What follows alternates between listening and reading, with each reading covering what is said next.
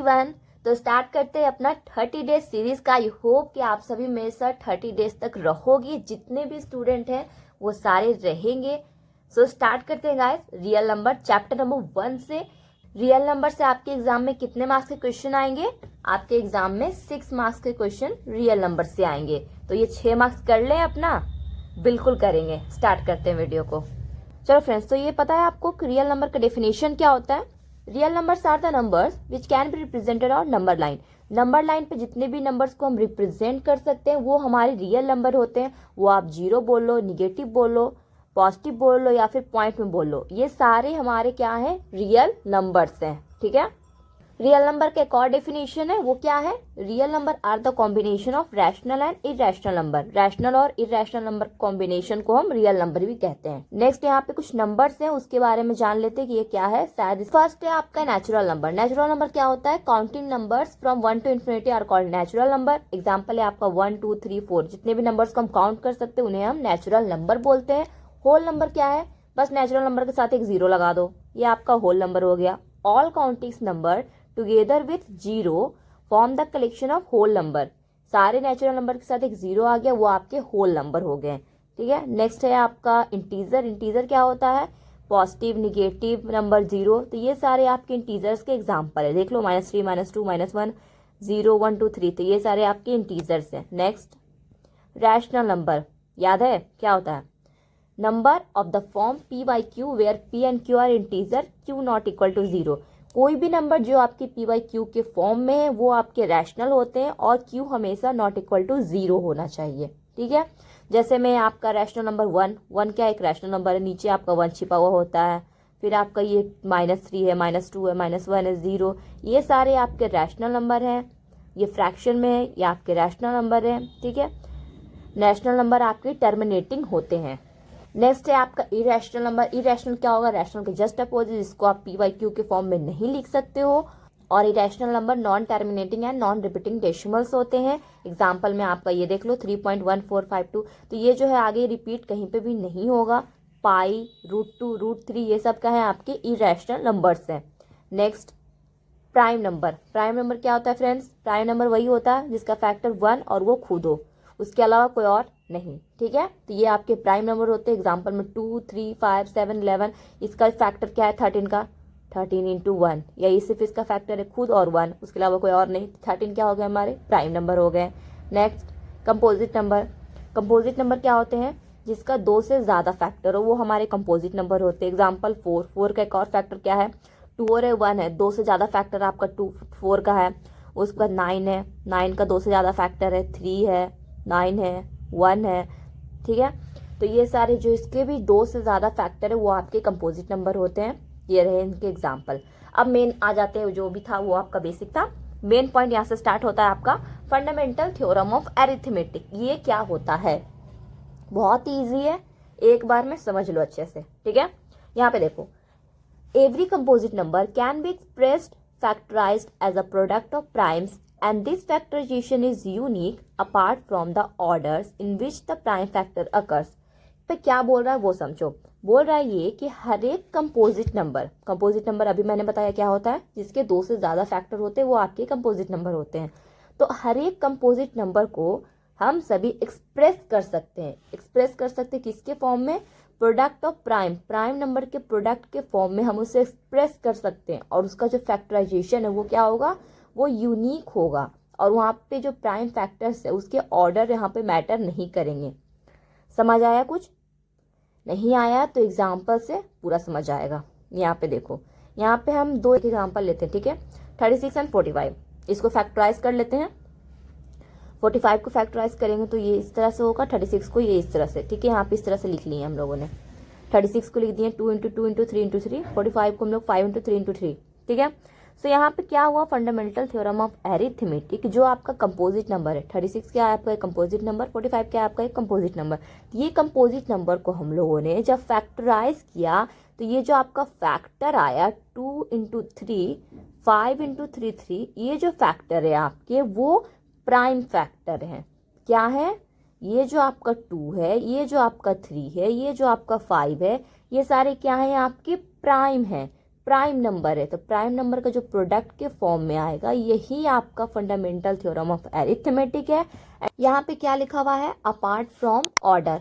Order पे आपको focus नहीं करना है। जैसे कि हमने 36 को कैसे ऑर्डर में लिखा, पहले 2 आया फिर 3 आया, बट 45 को हम लोगों ने क्या कर दिया, पहले 5 से यहाँ पे डिवाइड दे दिया, उसके बाद फिर 3 से। तो 5 और 3, पहले तो यहाँ पे 3 आना चाहिए फिर 5। तो यहाँ पे ऑर्डर मैटर नहीं करता, आप पहले 5 लिखो, 2 लिखो, 3, से फर्क नहीं पड़ता।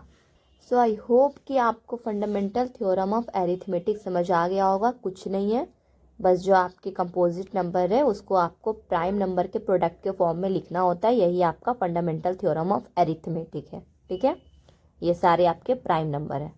सो एचसीएफ क्या होता है, product of smallest power of each common prime factor in the number. LCM क्या होता है, product of greatest power of each prime factor involve in the numbers. Direct question solve करते हैं।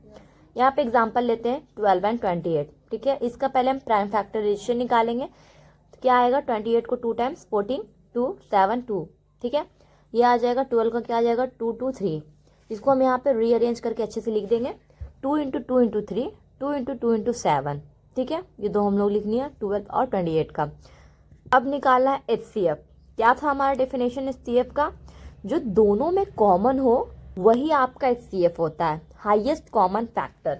ठीक है, दोनों में कॉमन क्या है आपका, 2 है। दोनों में कॉमन क्या है आपका, 2 है।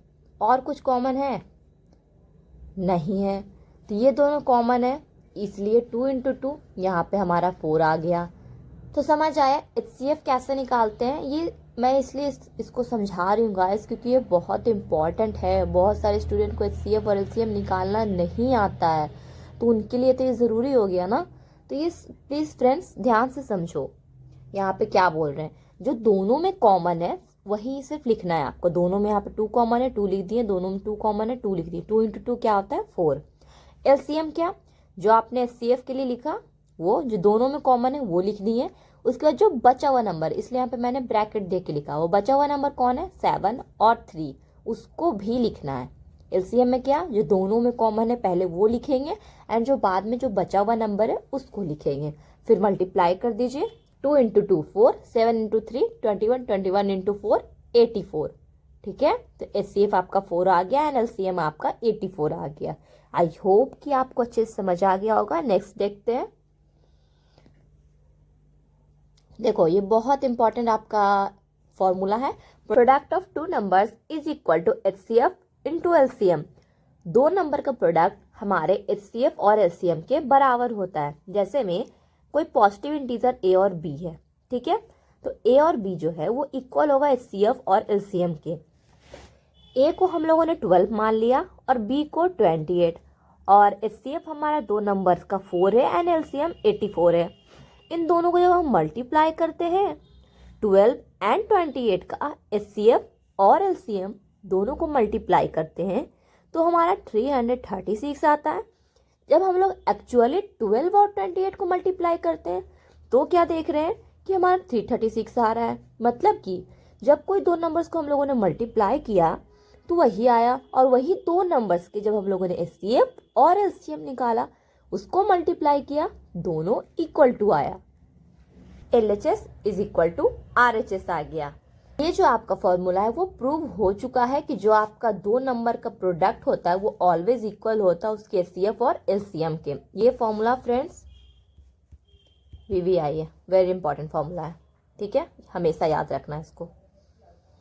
नेक्स्ट आगे देखते हैं। तो यहाँ पे अब हम आगे बढ़ते हैं रिविजिटिंग रैशनल नंबर की तरफ। यहाँ पे आपका थ्योरम 1.2 है, वो क्या है वो देख लेते हैं। इसी थ्योरम को यूज करके हम थ्योरम 1.3 को प्रूफ करेंगे, सॉल्व करेंगे। ठीक है, क्या है आपका theorem, let p be a prime number if p divides a square then p divide a where a is a positive integer. तो इसका प्रूफ किया हुआ था, बट यहाँ पे आपको प्रूफ करने की इस थ्योरम की जरूरत नहीं है, बिकॉज आपके एग्जाम में पूछे क्या जाते हैं ये वाला। तो ये थ्योरम क्या बोल रहा है मेनली आपको ये समझा देते हैं।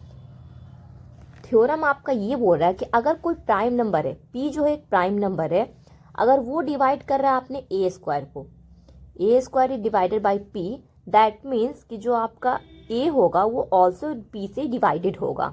जब स्क्वायर डिवाइड है p से तो a भी आपका p से डिवाइड होगा। ये यहाँ पे इनका ये कहने का मतलब है थ्योरम 1.2। इसी का यूज करके हम थ्योरम 1.3 भी सॉल्व करेंगे। यहाँ पे देखो थ्योरम 1.3 क्या है आपका, √2 इज इरेशनल। ये आपको प्रूव करना है कि √2 जो है वो हमेशा इरेशनल होता है। एज वी नो, हमें पता है कि √2 इरेशनल है। इसको प्रूव कैसे करेंगे, प्रूव ऐसे करेंगे कि हम एज्यूम कर लेते हैं कि जो हमारा √2 है वो एक रैशनल नंबर है। √2 हमारा क्या है, एक रैशनल नंबर है। तो जो भी आपका रैशनल नंबर होता है उसको हम p/q के फॉर्म में लिखते हैं, बिल्कुल लिखते हैं। तो यहाँ पे हम p/q ना लिख के a/b लिखते हैं, ठीक है। यहाँ पे इस इक्वेशन में a/b लिखेंगे तो √2 जो है वो इक्वल हो जाएगा आपके a और b के, a/b के। सो a और b आपके क्या है, को प्राइम नंबर है और b नॉट इक्वल टू 0 तो कंडीशन मस्ट है। a और b क्या है आपके, को प्राइम है। अब ये को प्राइम क्या होता है, को प्राइम आपके वैसे नंबर होते हैं जिसका फैक्टर सिर्फ और सिर्फ 1 होता है, उसके अलावा उसका कोई और फैक्टर नहीं हो सकता। जैसे मैं एग्जांपल देख लूँ, यहाँ पे 4 और 7 है, इसका कॉमन फैक्टर क्या है 1, उसके अलावा कोई और कॉमन फैक्टर इसका नहीं है। कॉमन बोलना भूल गए थे। दो नंबर्स का जो कॉमन फैक्टर है वो सिर्फ 1 होना चाहिए। और एग्जांपल ले लें 3 और 5, इसका कॉमन फैक्टर क्या है 1। तो ये 3 और 5 क्या हो गया, को प्राइम नंबर। समझ आ गया को प्राइम क्या होता है, इसका कॉमन फैक्टर सिर्फ और सिर्फ 1, उसके अलावा कोई और हो ही नहीं सकता। तो आगे कंटिन्यू करते हैं। यहाँ पे देखो तो √2 इज इक्वल टू हम लोगों ने a/b मान लिया। अब इसको क्या करेंगे, स्क्वायर कर लेंगे, दोनों साइड स्क्वायर करते हैं। √2 का square is equal to a/b का स्क्वायर। स्क्वायर √2 का स्क्वायर करेंगे तो 2 आ जाएगा, is equal to a square by b square. तो यहाँ पे मल्टीप्लाई कर देंगे, 2b square is equal to a square और b square a square upon 2 आ गया। इसको हम यहाँ पे लिख देते हैं, ठीक है। इसको यही चीज़ को हम लोगों ने यहाँ पे लिख दिया है। तो आपका थ्योरम जो था ऊपर में वो क्या था, कोई भी आपका प्राइम नंबर अगर a स्क्वायर को डिवाइड करता है तो वो जो आपका प्राइम नंबर है वो a को भी डिवाइड करेगा। तो उसी थ्योरम को हम लोगों ने यूज़ किया है। 2 जो है वो डिवाइड कर रहा है हमारे a स्क्वायर को, दैट मीन्स 2 जो है वो a को भी डिवाइड करेगा, ठीक है। सो 2 जो है वो a को डिवाइड करेगा तो a/2 इज इक्वल टू हम लोग यहाँ पे c लिख सकते हैं। सपोज कर लेते a/2 is equal to c। अब c क्यों सपोज किए, c इसलिए सपोज किए कि कोई भी नंबर है, ठीक है, मान लीजिए ये आपका 4 है, उसको आप 2 से डिवाइड दे रहे हो, ठीक है, 2 टाइम्स कैंसिल हो गया। तो कोई भी नंबर को जब आप डिवाइड देते हो, जब वो डिवाइड हो जाता है तो आपका रिमाइंडर क्या बचता है 0। बट क्वेश्चन कुछ ना कुछ तो आपका बचता है ना, कुछ ना कुछ आपका क्वेश्चन बचता है। तो यही क्वेश्चन को हम यहाँ पे c माने हैं, ठीक है। यही क्वेश्चन को हम यहाँ क्वेश्चन में क्या मान रहे हैं, c मान रहे हैं। जो 2 है वो डिवाइड कर रहा है हमारे a को, ये जो 2 है ये हमारा a हो गया, 4 जो है वो हमारा a है। तो हमारा रिमाइंडर क्या आ गया 0। तो यहाँ पे वही चीज मैंने लिखा a/2 is equal to c plus reminder क्या हमारा 0। तो यहाँ पे आपको कुछ फॉर्मूला बनते दिख रहा है। 2 को जब हम मल्टीप्लाई कर देते हैं, क्रॉस मल्टीप्लाई, तो क्या आ जाएगा a is equal to 2c। ये क्या होता है, a dividend is equal to divisor into quotient plus reminder. ये आपको फॉर्मूला याद है, यहाँ पे मैंने छोटा छोटा लिख भी दिया है, ठीक है। तो यहाँ पे ये फॉर्मूला आपका क्रिएट हो रहा है, इसलिए हम यहाँ पे a is equal to 2c मान सकते हैं, ठीक है। समझ आ गया कि a इक्वल टू 2c कैसे हो सकता है। तो a इक्वल टू आपका 2c आया, इसको हम इस इक्वेशन में पुट करेंगे, इसको हम अरेंज करके 2b square is equal to जो उसका ओरिजिनल फॉर्म था उस फॉर्म में हम लोगों ने ले आया। अब यहाँ पे a का वैल्यू पुट करेंगे इस इक्वेशन में। a का वैल्यू रखते हैं, a का वैल्यू जैसे ही रखेंगे 2b square is equal to 2c का होल स्क्वायर हो जाएगा। 2b square is equal to 2c का स्क्वायर क्या हो जाएगा 4c स्क्वायर, 2 से ये 2 बार में जाएगा, b square is equal to 2c square आएगा। तो ये जो 2 है वो नीचे आ जाएगा डिवाइड में, तो यहाँ पे क्या आ जाएगा आपका c square is equal to b square upon 2। तो वो जो आपका थ्योरम है 2 जो डिवाइड कर रहा है अगर b स्क्वायर को, तो 2 जो है वो b को भी डिवाइड करेगा। यहाँ पे ये क्या देख रहे हैं, 2 जो है वो डिवाइड कर रहा है आपका a का, 2 जो है वो डिवाइड कर रहा है b को भी, तो 2 a को भी डिवाइड कर रहा है, b से b को भी डिवाइड कर रहा है। a और b तो बट आपका को प्राइम है ना, ए और बी क्या है, को प्राइम है, और उसका कॉमन फैक्टर जो है वो तो सिर्फ 1 होता है, उसके अलावा कुछ होता ही नहीं है। बट यहाँ पे हमें क्या दिख रहा है, यहाँ पे इसका कॉमन फैक्टर 2 आ जा रहा है, यहाँ पे भी 2, यहाँ पे भी 2। डैट मीन्स ए और बी जो है वो आपका एक को प्राइम नहीं है। जब ए और बी आपका को प्राइम नहीं है तो यहाँ पे ही ये बात कॉन्ट्राडिक्ट करता है। तो इस तरह से आप लिख दो, ए और बी जो है उसका कॉमन फैक्टर यहाँ पे 2 आ रहा है। So this contradict the fact that a and b have no common factor other than 1। A और बी जो आपका को प्राइम नंबर है उसको ये कॉन्ट्राडिक्ट कर रहा है कि इसका फैक्टर 1 से ज्यादा नहीं होता है, इसका फैक्टर 2 है। इसलिए यहाँ पे ये कॉन्ट्राडिक्शन अराइज हो रहा है कि जो हमारा अजम्पशन था वो बिल्कुल गलत है। √2 जो है वो हमारा इरेशनल ही होगा, हमारा assumption incorrect था। So we can conclude that √2 is irrational। I hope कि आपको ये क्वेश्चन समझ आ गया हो, बिकॉज ये क्वेश्चन बहुत बहुत बहुत इम्पॉर्टेंट है आपके लिए, समझना है इसको, ठीक है। और अगर नहीं आया है गाइस तो कमेंट कर देना, मैं एक और बार आप सभी के लिए ज़रूर ये क्वेश्चन समझाऊंगी, बिकॉज ये क्वेश्चन एग्जाम में आते हैं, ठीक है। नेक्स्ट क्वेश्चन देखते हैं। हम करेंगे एनसीईआरटी के example number 1। Consider 4n where n is a natural number, check whether there is any value of n for which 4n ends with digit 0। तो आपको एक 4n नंबर जो है उसको कंसीडर करना है। n जो है वो आपका एक नेचुरल नंबर है, तो आपको ये बताना है कि n का कोई ऐसा वैल्यू है जहाँ पे आपका जो 4n है वो 0 डिजिट, जो उसका एंड डिजिट हो वो 0 हो। एंड डिजिट मतलब 40, 50 ये सारे नंबर्स हैं, इसका लास्ट डिजिट क्या है 0। तो n का कोई ऐसा वैल्यू है जहाँ पे 4 टू द पावर n जो है उसका जो लास्ट डिजिट है वो 0 हो, ऐसा कोई वैल्यू है, यही आपको फाइंड करना है इसमें। चलिए तो इस एग्जांपल को सॉल्व किया जाए। आई होप कि आपको क्लास अच्छे लग रहे हो, तो आप लोगों ने चैनल को सब्सक्राइब भी कर लिया होगा और इस वीडियो को शेयर और एक लाइक ज़रूर किया होगा। सॉल्यूशन देखते हैं इसका क्या होगा।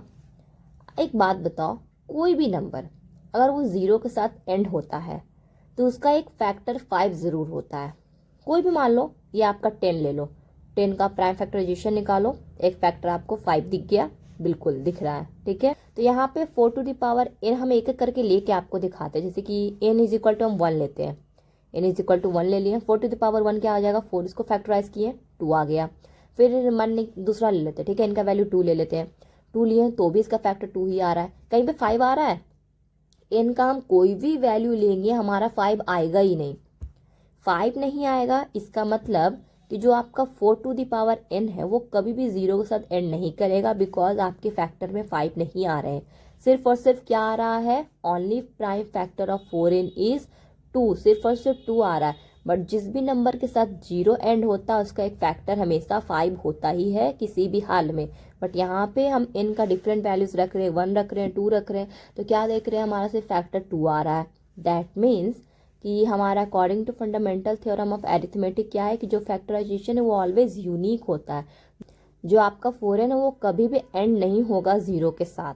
तो इस तरह से आप इसको सॉल्व कर सकते हो। बहुत ही छोटा सा एग्जांपल था, आई होप आपको समझ आ गया होगा। 4n जो है वो कभी भी 0 के साथ एंड नहीं होगा, बिकॉज उसके फैक्टर 5 है ही नहीं, सिर्फ 2 है। अब आ जाता है बारी एनसीईआरटी के सारे क्वेश्चंस को करने का। स्टार्ट करते हैं एनसीईआरटी एक्सरसाइज 1.1 से, उसके सारे क्वेश्चन को सॉल्व करेंगे एक एक करके। ध्यान से देखना, सारे क्वेश्चन बहुत इंपॉर्टेंट है। क्वेश्चन नंबर 1 क्या है, express each number as a product of its prime factor. मेरे बताने के साथ साथ आप साथ ही में आप इसको सॉल्व भी करो, ठीक है। माइंड में कर सकते हो, माइंड में करो, हाथ पे लिख के करना है, कॉपी पे लिख के करना है, कैसे भी करना है, बस इसको सॉल्व करो। बहुत ज़्यादा ईजी, बहुत ज़्यादा हार्ड क्वेश्चन नहीं है, ठीक है। यहाँ पे क्या है, 140 को हमें फैक्टराइज कर लेना है, कर लेते हैं। 156 को फैक्टराइज कर लेना है, ये फर्स्ट क्वेश्चन है, ये सेकंड क्वेश्चन है, दोनों को मैं एक साथ कर दे रही हूँ, ठीक है। 140 को फैक्टराइज कैसे करेंगे, ये हमारा दिख रहा है कि हमें ये 2 से कट जाएगा, 2 से 70 टाइम, 2 से ये 35 बार में, फिर 5 से 7 बार में, 7 से 1 बार में, ठीक है। जो भी सिंपल होता है पहले हम लोग 2 से ही काटना स्टार्ट करते हैं, 2 से, फिर 2 से, फिर 3 से, फिर 13 से, ठीक है। उसके बाद 1 आ गया, तो 140 का क्या आ गया हमारा, 2 × 2 × 5 × 7। 156 का क्या आ गया, 2 × 3 × 13, ठीक है। तो हम लोगों ने इसको प्राइम फैक्टर के प्रोडक्ट में इसको एक्सप्रेस कर दिया। क्वेश्चन नंबर 1 आपका सॉल्व हो चुका है। आई होप आपसे भी सॉल्व हो गया होगा। क्वेश्चन नंबर 2 क्या है आपका, एक्सरसाइज 1.1 का ही, find LCM and HCF verified that. ये जो आपका फॉर्मूला है इसको आपको वेरीफाई करना है, कर लेंगे, कोई दिक्कत नहीं है। 26 एंड 91, फर्स्ट क्वेश्चन आपका 1 ये रहा। 26 को प्राइम फैक्टर करेंगे 2 × 13, 91 को प्राइम फैक्टराइजेशन करेंगे तो 7 × 13। इसको लिख लेते हैं एक साइड, लिख लेंगे तो क्या आएगा, 26 को 2 × 13, 91 को 7 × 13। ठीक है। एलसीएम क्या होता है, जो दोनों में कॉमन है और जो उसके बचा हुआ नंबर है उसको भी, दोनों में कॉमन क्या दिख रहा है हमें, 13, तो ये क्या हो गया हमारा एचसीएफ, 13 लिख दिए एलसीएम में। अब जो बचा हुआ नंबर है 2 और 7 बचा हुआ नंबर है वो लिख दिए। देख लीजिए इस टाइप ब्रैकेट करके लिख रहे हैं ताकि आप इसको भूलो ना। इसका पीडीएफ मैं टेलीग्राम पे अपलोड कर दूंगी, देख के आपको भूलना नहीं, इसलिए मैं सब कुछ लिख दे रही हूँ। ठीक है। तो जो बचा हुआ नंबर है उसको भी और जो कॉमन है उसको भी, ये हमारा एलसीएम निकल गया। एलसीएम क्या हो जाएगा, 13 × 2 × 7 14, 13 × 14 182। एलसीएम हमारा 182 आ गया। एचसीएफ जो दोनों में कॉमन है सिर्फ और सिर्फ वही लेना है, एचसीएफ हमारा 13 आ गया। फॉर्मूला क्या होता है guys, HCF into LCM is equal to product of 2 numbers, यही होता है। HCF हमारा अभी हम लोगों ने निकाला, LCM अभी निकाला। LCM हमारा 182 आया, HCF हमारा 13 आया।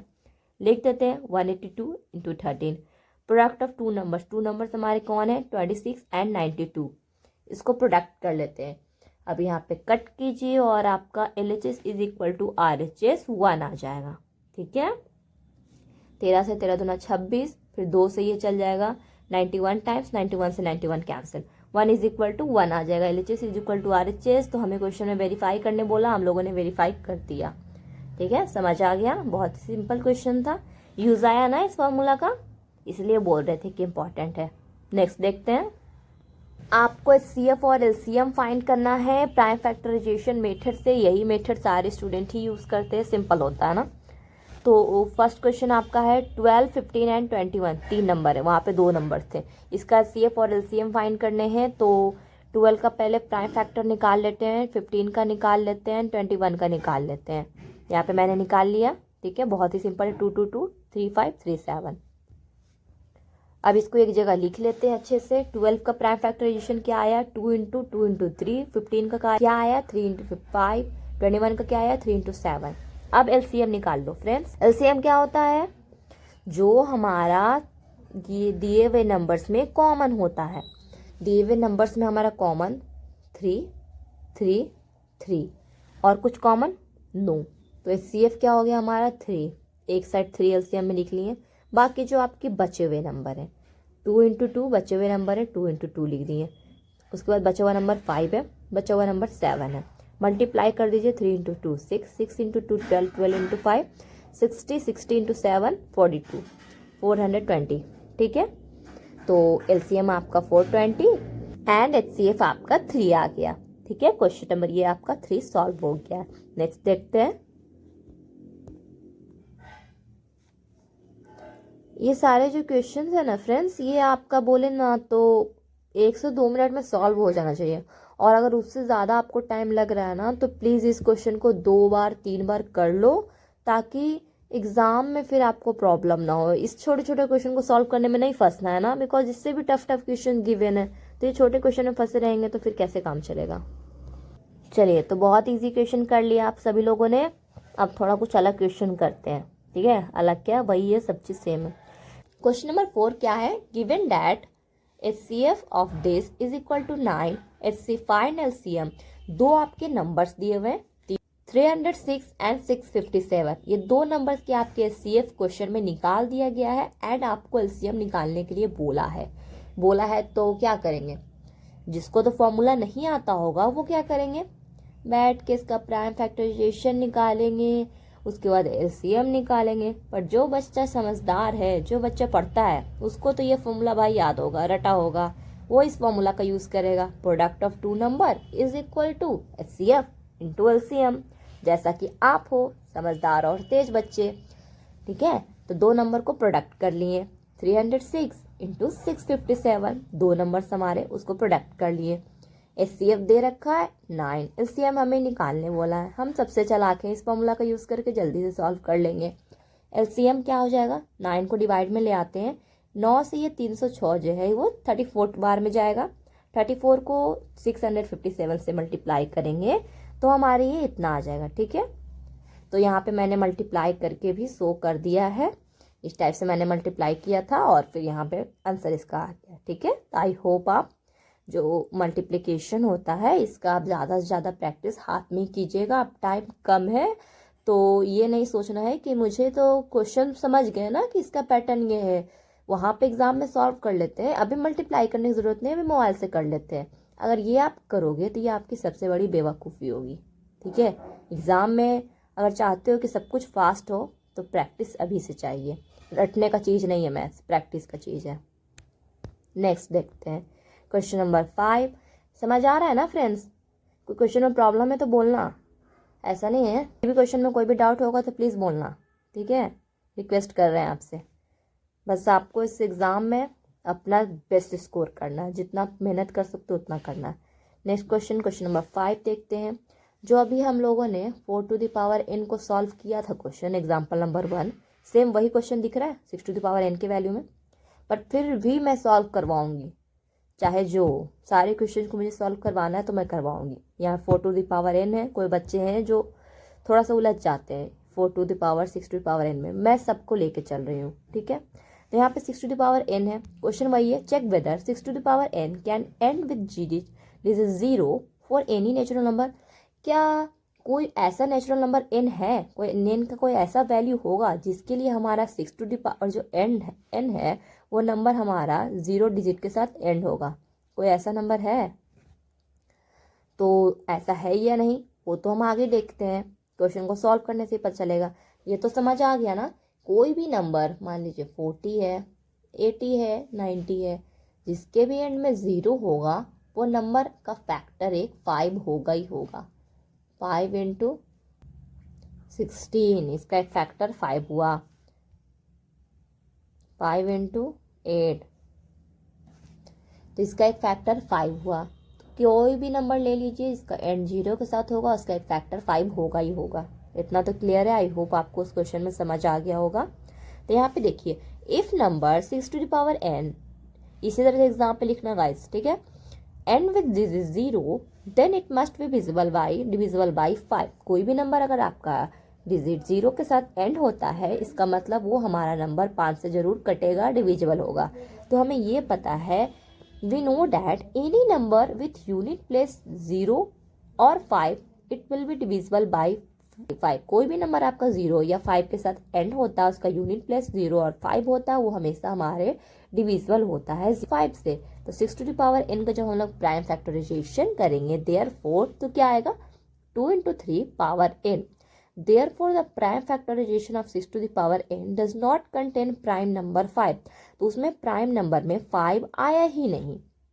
जब हम लोगों ने 6 टू द पावर n को फैक्टराइज किया तो हमारा 5 आया ही नहीं। तो यहाँ से ये तो क्लियर है, किसी भी नेचुरल नंबर आप चाहिए तो 1 रखो, 2 रखो, 3 रखो, 4 रखो, इनका जो भी वैल्यू आप रखोगे ये क्लियर है, for any natural number n 6 to the power n is not divisible by 5। वो 5 से कटेगा ही नहीं, बिकॉज उसका प्राइम फैक्टराइजेशन में 5 है ही नहीं, वो कटेगा ही नहीं। Therefore is prove that 6 to the power n can not end with digit 0। इसी से ये प्रूव हो जा रहा है कि 6 टू द पावर जो n है वो कभी भी 0 डिजिट के साथ एंड नहीं होगा। I hope it's clear. Next question देखिए, एक्सरसाइज 1.1 का question number 6। Explain why this and this are composite number.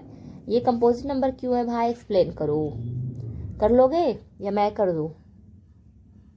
कर लोगे, बहुत तेज हो आप सभी और बहुत समझदार दोस्तों सब। देखो यहाँ पे क्या है, 7 into 11 into 13 plus 13।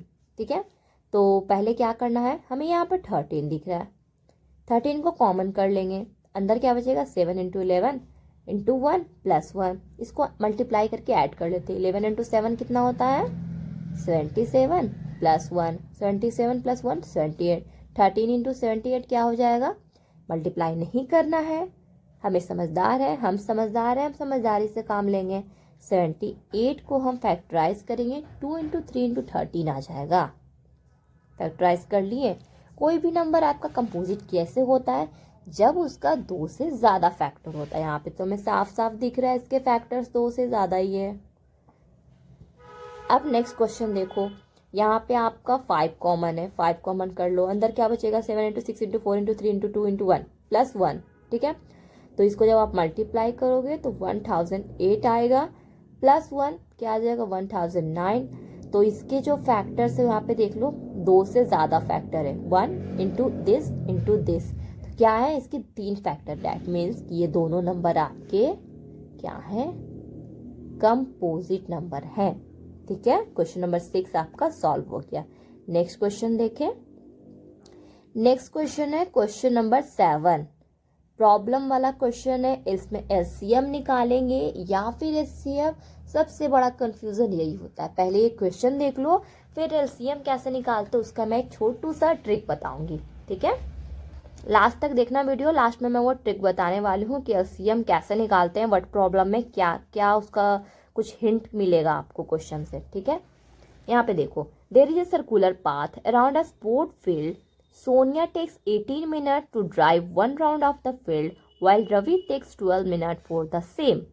Suppose they both start at same point and at same time and go in the same direction. After how many minutes will they meet again at starting point? Question में क्या बोल रहा है, एक circular आपका path है, यहाँ पे मैंने पाथ बना दिया है इस टाइप से, एक आपका ये सर्कुलर पाथ है, ठीक है। जो सोनिया है उसको 18 मिनट लगता है इस पूरे सर्किल को कंप्लीट करने में, ठीक है। और वहीं रवि को 12 मिनट लगता है, इसी को सोनिया को 18 और रवि को 12 मिनट लगता है। अब यहाँ पे आपको सपोज क्या करना है कि दोनों एक ही पॉइंट से स्टार्ट करते हैं, रवि और सोनिया दोनों एक ही पॉइंट से यहाँ पे चलना स्टार्ट करते हैं। तो आपको बताना है कि सेम डायरेक्शन सेम टाइम, ठीक है। और तो यहाँ पे आपको ये बताना है कि अगर दोनों सेम पॉइंट से चलना स्टार्ट करते हैं तो दोनों से स्टार्टिंग पॉइंट पे कितना देरी बाद पहुँचेंगे, कितने मिनट बाद पहुँचेंगे, ठीक है। दोनों सेम डायरेक्शन में चल रहे हैं, सेम टाइम पे स्टार्ट किया है, सेम पॉइंट से स्टार्ट किया है, तो अब आपको कितना मिनट बाद दोबारा वहाँ पहुँचेगा दोनों दोस्त, ये आपको बताना है। तो इसमें एलसीएम निकालेंगे या एलसीएम, इसमें एलसीएम निकालेंगे। क्यों एलसीएम क्यों, देखिए एलसीएम इसलिए निकालेंगे, कोई भी आपका वर्ड प्रॉब्लम रहेगा ना तो उसमें अगर आपका स्टार्टिंग पॉइंट और जो मीटिंग पॉइंट है, जो आपका एंड पॉइंट है, वो अगर सेम रहेगा, एक ही पॉइंट पे अगर मिल के वापस से आ रहा है और सेम डायरेक्शन में चलेगा सेम टाइम पे, तो उस कंडीशन में आपको एलसीएम निकालना है, ठीक है। अगर सब चीज़ सेम रहेगा तो आपको वहाँ पे एलसीएम निकालना होगा, ठीक है। आगे और जो भी है मैं आगे बताऊँगी। तो यहाँ पे 18 मिनट लग रहा था रवि को और सोनिया को 12 मिनट लग रहा था, उल्टा बोल दिए। 18 मिनट लग रहा था सोनिया को, 12 मिनट रवि को लग रहा था। तो दोनों का प्राइम फैक्टराइजेशन पहले निकाल लेंगे, 2 इंटू 3 इंटू 3, 3 इंटू 2 इंटू 2, ठीक है। अब हमें एलसीएम निकालने आता है, हम बहुत ही तेज बच्चे हैं। एलसीएम कैसे निकालेंगे, जो दोनों में कॉमन है पहले हम उसको लिखेंगे। दोनों में कॉमन 2 दिख रहा है, 2 लिख लिए। दोनों में कॉमन 3 दिख रहा है, 3 लिख लिए।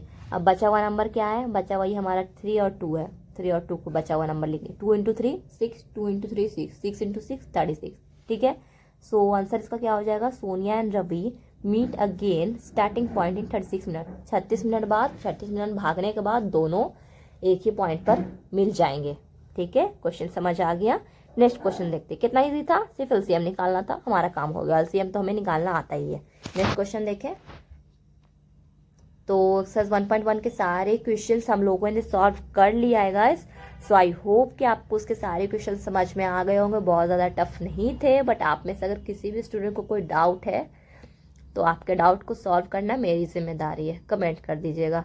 एक्सरसाइज 1.2 के क्वेश्चन नंबर 1 को देखते हैं। तो हम लोगों ने √2 को इरेशनल प्रूफ किया है ना, तो √5 को इरेशनल प्रूफ करना कौन सी बड़ी बात है, कोई बड़ी बात नहीं है, हम लोग उसको प्रूव कर लेंगे। यहाँ पे देखो, ये जो आपका 2023 का भी एग्जाम हुआ था, लास्ट ईयर का बात कर रहे हैं, उसमें जो आपका सेट 1 है उसका सेक्शन सी में ये 3 मार्क्स का क्वेश्चन था। तो समझ आया कि एनसीईआरटी इंपॉर्टेंट है या नहीं। ये मैं कुछ गलत नहीं बोल रही हूँ, आप चेक कर सकते हो। मैंने यहाँ पे सेट भी बताया, सेक्शन भी बताया, कितने मार्क्स थे वो भी बताया है, ठीक है। क्वेश्चन को सॉल्व करते हैं, अब ज़्यादा टाइम वेस्ट नहीं करना है। तो रूट 5 को हमें रैशनल प्रूव करना है, तो कैसे प्रूव करेंगे? Let us assume root 5 is rational, so we can write root 5 is equal to a by p. Root 5 को हम लोग ए बाई बी के फॉर्म में लिख सकते हैं, बिकॉज रैशनल नंबर को हम लोगों ने पी बाई क्यू के फॉर्म में लिख सकते हैं।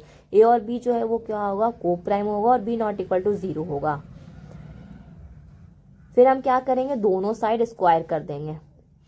स्क्वायर कर लेते हैं। रूट 5 को स्क्वायर करेंगे तो 5 आ जाएगा, अब is equal to a square by b square आ जाएगा। फिर बी स्क्वायर को क्रॉस मल्टीप्लाई करेंगे तो क्या आ जाएगा हमारा? B square is equal to a square. फिर जो 5 और डिवाइड में चल जाएगा तो क्या आएगा? ए स्क्वायर अपॉन 5। तो ये जो 5 और डिवाइड कर रहा है ए स्क्वायर को, तो हमारा जो एक थ्योरम था उसमें क्या था? जो 5 है वो ए को भी डिवाइड करेगा। ए स्क्वायर को डिवाइड कर रहा है तो हमारा 5 ए को भी डिवाइड करेगा। तो वहां से हम ए इज इक्वल टू 5c ले सकते हैं, बिकॉज मैंने पहले भी समझाया ये क्यों है। हम लोगों ने माना कोई भी नंबर को जब हम डिवाइड करते हैं तो हमारा कुछ तो क्वेश्चन आता है, तो उसी क्वेश्चन को हम यहाँ पे सी मान ले रहे हैं। जब हम क्रॉस मल्टीप्लाई करेंगे तो ए इक्वल टू हमारा 5c आ जाएगा। ठीक है, तो ए इज इक्वल टू जो 5c आया, जो हम लोगों ने सपोज किया, लेट, यहाँ पे लेट लिखना छूट गया। ठीक है, let a is equal to 5c, इसको हम इस इक्वेशन में पुट करेंगे। इसको इस तरह से 1 मान लीजिएगा, इस इक्वेशन में हम पुट करेंगे। जैसे ही हम पुट करते हैं तो आप क्या देख रहे हैं? 5b square is equal to a is equal to 5c square. ठीक है, 5b square is equal to 25c square, 5 से कट के 5c स्क्वायर हो जाएगा, b square is equal to 5c square. तो यहाँ पे क्या आ जाएगा? B square upon 5 is equal to c square. तो 5 जो है अगर बी स्क्वायर को डिवाइड कर रहा है, डैट मीन्स 5 बी को भी डिवाइड करेगा। ये हमारा थ्योरम है। बट यहाँ पे क्या देख रहे हैं? ए और बी वो तो हमारा को प्राइम है, इसका कॉमन फैक्टर सिर्फ 1 होता है। 1 के अलावा इसका कॉमन फैक्टर कुछ हो ही नहीं सकता। बट हमें क्या दिख रहा है कि इसका जो 5 है वो कॉमन फैक्टर है, बिकॉज वो बी को भी डिवाइड कर रहा है, ए को भी डिवाइड कर रहा है। कुछ समझ नहीं आया? देखो बताते हैं गाइस। यहाँ पे जो 6 है, मान लो एक 6 है, ठीक है, इसको आप डिवाइड करते हो 2 से, तो इसका क्या आ जाएगा? 3 आ जाएगा। तो 2 और 3 क्या हुआ? इसका एक फैक्टर हुआ। तो उसी तरीका से जब 5 डिवाइड कर रहा है बी को और ए को, तो 5 जो है वो ए और बी का एक कॉमन फैक्टर बन जाता है। ठीक है, सो यहाँ से ये कॉन्ट्राडिक्ट करता है फैक्ट जो ए और बी है वो को प्राइम है, ये कॉन्ट्राडिक्ट करता है। So this contradiction has arisen because our incorrect assumption that √5 is rational number, so we can conclude that √5 is irrational. I hope it's clear. Next question देखते हैं। Question number 2. Prove that 3 plus 2 √5 is irrational. ये जो आपका number है इसको आपको irrational prove करना है। तो कोई भी नंबर को हम irrational कैसे प्रूव करते हैं? उसको हम एज्यूम कर लेते हैं कि वो जो हमारा नंबर है वो रैशनल होगा। तो वही सेम चीज हम यहाँ पे भी करेंगे। Late assume 3 plus 2 √5 is rational. सो कोई भी आपका रैशनल नंबर को हम p बाई क्यू के फॉर्म में लिखते हैं, सो यहाँ पे उसको हम a बाई बी के फॉर्म में लिख सकते हैं। जब 3 plus 2 √5 को हम लोगों ने रैशनल माना, is equal to a by b लिख सकते हैं। a और b क्या है? आपका को प्राइम है। b not equal to always 0 रहेगा। को प्राइम क्या होता है? जिसका कॉमन फैक्टर हमेशा 1 होता है। ठीक है, और a और b आपका साथ ही में इंटीजर्स भी है। तो यहाँ पे 3 plus 2 √5 is equal to a by b हो गया। तो यहाँ पे जो +3 है राइट हैंड साइड आएगा तो ये -3 हो जाएगा। फिर ये जो √5 है उसको हमें अकेला करना है। यहाँ पे हमारा मेन फोकस क्या है? जो रूट वाले टर्म्स है उसे हमें अकेला करना है। तो √5 को जब हम अकेले करेंगे तो ये जो 2 है वो नीचे डिवाइड में आ जाएगा। तो a बाई बी -3 इंटू 1/2 हो जाएगा। यहाँ पे ध्यान दो, a और b क्या है? आपके इंटीजर्स हैं। 3 क्या है? आपके इंटीजर्स हैं। 2 क्या है? आपके इंटीजर है। जब ये पूरा आपका राइट हैंड साइड इंटीजर है तो सारे इंटीजर मतलब ये जो आपका राइट हैंड साइड वाला हुआ वो आपका क्या हुआ? वो आपके रैशनल नंबर है। जब ये इक्वल टू में है, अगर ये रैशनल है और ये इसके इक्वल टू में √5 है, दैट मीन्स जो आपका √5 है वो भी रैशनल कहलाएगा। इक्वल टू में है ना, तो जब आपका राइट हैंड साइड इक्वल आया तो लेफ्ट हैंड साइड भी आपका रैशनल हो जाएगा। सो वही चीज मैंने यहाँ पे नीचे लिखा है। Since a and b are integers, thus 1/2 into a by b -3 is a rational number. Therefore, √5 जो है वो हमारा रैशनल नंबर भी हो जाएगा। Also a rational number. But यहाँ पे क्या है? √5 तो हमारा रैशनल नंबर है। That's why this contradicts the fact that √5 is irrational. So we can conclude that 3 plus 2 √5 is irrational. So हम बोल सकते हैं कि 3 plus 2 √5 जो है वो irrational होगा, बिकॉज यहाँ पे कॉन्ट्राडिक्ट कर रहा है कि √5 जो है वो हमारा इरेशनल है। ठीक है, आई होप आपको ये क्वेश्चन समझ आ गया हो। नेक्स्ट क्वेश्चन देखें, क्वेश्चन नंबर 3 एक्सरसाइज 1.2 के आपका ये लास्ट क्वेश्चन है और वैसे ही बनेगा जैसा आपका क्वेश्चन नंबर 2 बना है। 1/2 prove that 1/√2 is irrational. Late assume, क्या एज्यूम करेंगे कि ये हमारा रैशनल होगा। रैशनल a/b के फॉर्म में हम लोगों ने यहाँ पे इक्वल टू में कर लिया। ठीक है, तो यहाँ पे देखो √2 इज इक्वल टू यहाँ पे b/a आ गया। सिंस a और b क्या है हमारे इंटीजर्स है, दस b/a क्या है हमारे रैशनल नंबर है।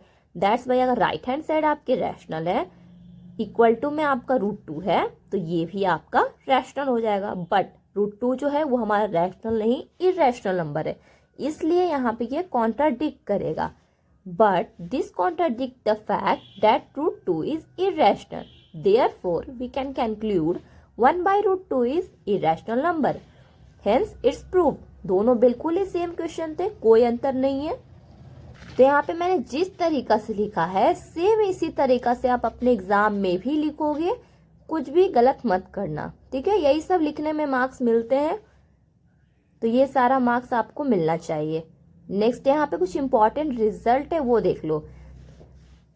कोई भी आपका रैशनल नंबर इरेशनल नंबर का जब आप सम करते हो या फिर डिफरेंस करते हो, वो हमेशा इरेशनल ही रहेगा। सम करो या फिर डिफरेंस करो, रैशनल और इरेशनल नंबर का, वो ऑलवेज इरेशनल होता है। ठीक है, नेक्स्ट पॉइंट क्या है हमारा, the product and the quotient of a non zero rational and irrational number is irrational. अब प्रोडक्ट करो, उसके प्रोडक्ट और जो क्वोशिएंट होते हैं नॉन जीरो रैशनल और इरेशनल नंबर का, वो ऑलवेज इरेशनल ही होते हैं। एलसीएम में मैंने आपको बोला था कि लास्ट में मैं आपको कुछ ऐसे टिप्स बताऊंगी जिससे आपको पता चलेगा कि व्हाट प्रॉब्लम में आपको एलसीएम यूज करना है या फिर एचसीएफ। वो ये रहा, यहाँ पे देखो आपको क्या होता है, एलसीएम कहाँ पे यूज किया जाता है, पॉइंट ऑफ कॉमन अक्यूरेंस, जहाँ पे कोई चीज कॉमन होता है वहां पे एलसीएम का यूज किया जाता है। एलसीएम का फुल फॉर्म क्या होता है, लीस्ट कॉमन मल्टीपल। तो यहाँ पे देखो फर्स्ट पॉइंट क्या रहेगा, common ringing of bells that ring with different frequency. जैसे आपका बेल है, घंटी है, तो वो डिफरेंट फ्रीक्वेंसीज पे बेल कर रहा है। 1 घंटा पे बज रहा है, 2 घंटा पे बज रहा है, 3 घंटा पे बज रहा है, 4 घंटा पे बज रहा है, इसी तरह से वो इंटरवल पे बज रहा है। तो उस सिचुएशन में आपको क्या करना है, आपको एलसीएम ही निकालना है। फिर यहाँ पे सेकेंड पॉइंट देख लो, और बेल के जगह पे अगर कुछ और रहा और इंटरवल रहा उस टाइप से, तो फिर आपको एलसीएम निकालना है। डायरेक्ट यहाँ पे बेल नहीं रहा तो कंफ्यूज नहीं होना है, इंटरवल्स होना चाहिए। ठीक है, नेक्स्ट क्या है कि कोई भी 2 पर्सन उस टाइम पे जब वो दौड़ रहा है डिफरेंट स्पीड से मिलता है, तो भी आपको एलसीएम का ही यूज करना होता है, जैसे हम लोगों ने क्वेश्चन नंबर 7 में किया था।